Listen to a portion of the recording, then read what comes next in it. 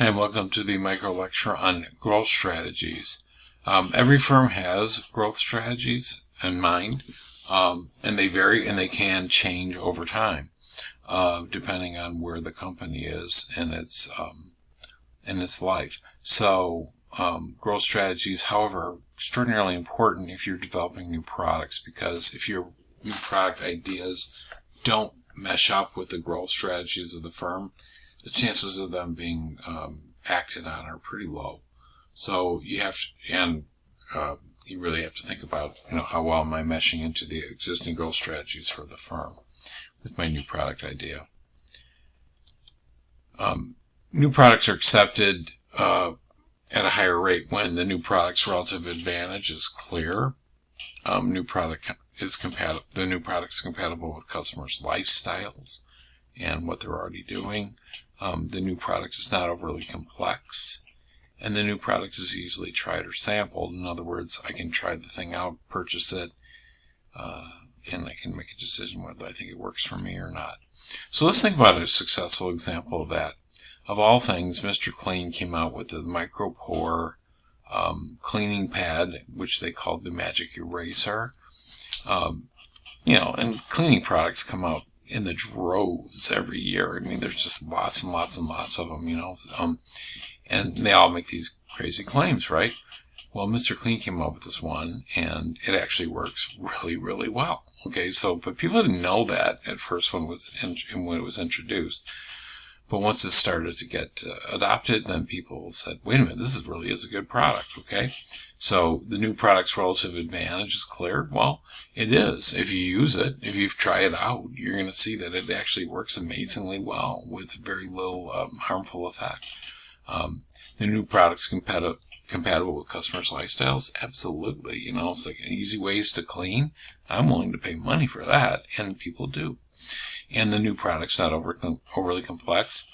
Well, I don't really need to understand what a MicroPore cleaning device is, but you know what? Guess what? If I try it and it works, then I'm happy, right? And people have adopted it in a big way. The new product is easily tried or sampled. It's not very expensive to buy. It's easily accessible. And you don't have to make a big investment to make it work. So you can try it out and say, hey, this really does work great, So that's my best example to illustrate how a new product is accepted.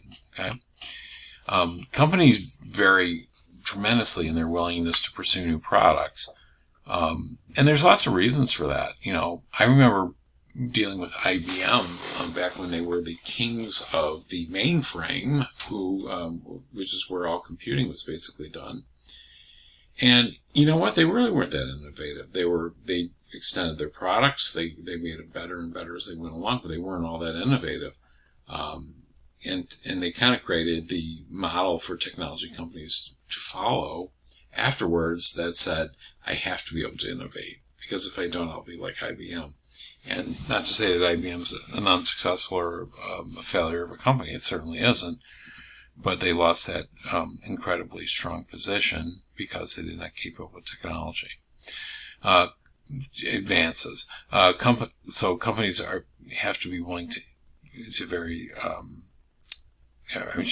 pursue new products in the technology industry.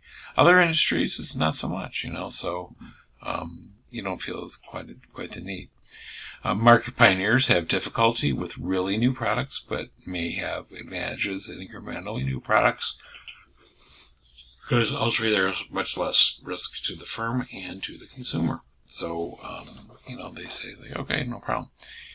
Selling electric cars. If everybody thinks Tesla is the first company to ever sell an electric car, they'd be very wrong. There's lots of other companies that came out before them. And people were just saying that's a little bit radical for me. I don't know if I really buy into it. But time and circumstance coming together really helped Tesla, and they established a leadership position in that marketplace. So early followers have approximately the same survival risks. So, you can be the first one out, but you're not always going to be successful with it. So kind of a way to think about new growth strategies in terms of the objectives to the organization. If we come up with products within our product line to our existing markets, we would call that a market penetration strategy. In other words, we come out with a new version of Coca-Cola, for example, then we would call that a market penetration strategy. If we come out with a similar product to our current products into new markets, we would call that market development. Is that what you want to do? Maybe, but those are the kinds of things that you have to take into consideration when you're considering what the next step is. As you can see, we were talking about new, they offer a little more risk. So if I come out with a new product within current product markets, that's called product development. It's something that then we might want to do.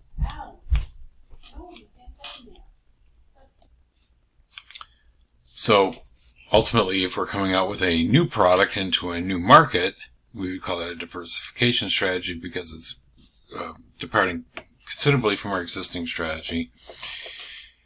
And and that would imply the most risk. So, again, depending on where a company is in its life, it will have a different, let's say, appetite for each one of these different types of strategies. Some cases they know they have to do it and they're going to be very aggressive about it. In other cases, they have a successful product offering already and they really are not interested in taking on big risks. As a new product developer, you have to take those things in consideration when you bring them to the table. So, I will actually skip these next couple of slides because we just talked about what those were. So there's lots of things we have to look at. Now, if we go back to thinking about strategy, we've looked at SWOT analysis. This will look somewhat familiar, but there's certain trends that might affect how we would approach how we're doing this. So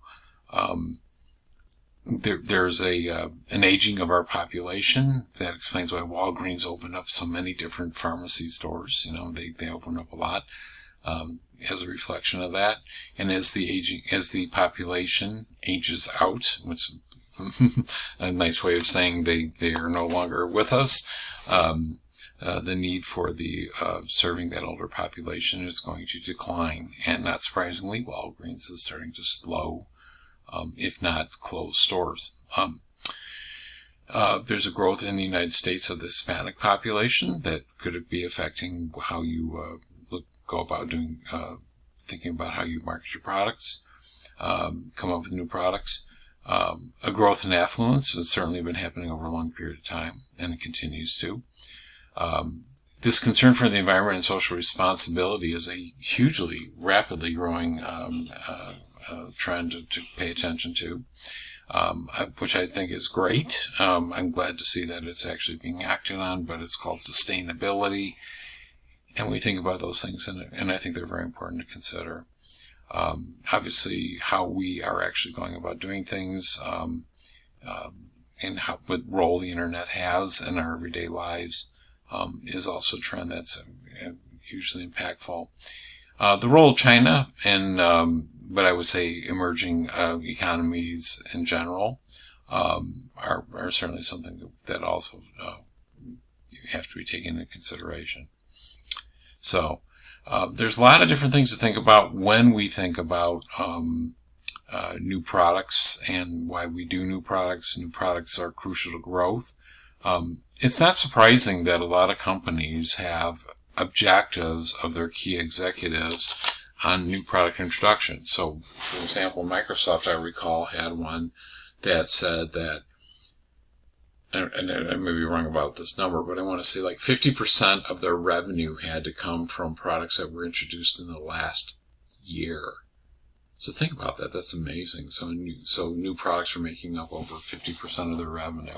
So that's pretty amazing stuff. New product development process goes from idea generation to market potential. Concept testing, design and development. We do different types of testing, and then ultimately we launch it.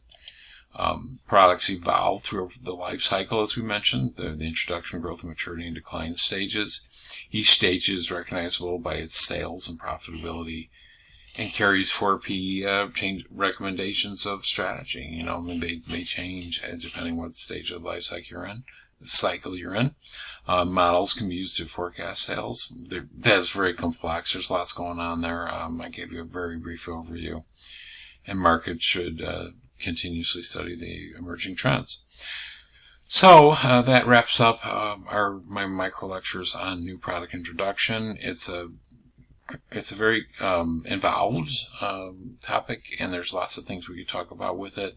I gave you a brief overview. But if you have any questions, certainly let me know, and maybe you can use some of these ideas in your actual business plan for class, the marketing plan for class. Okay, so please let me know, and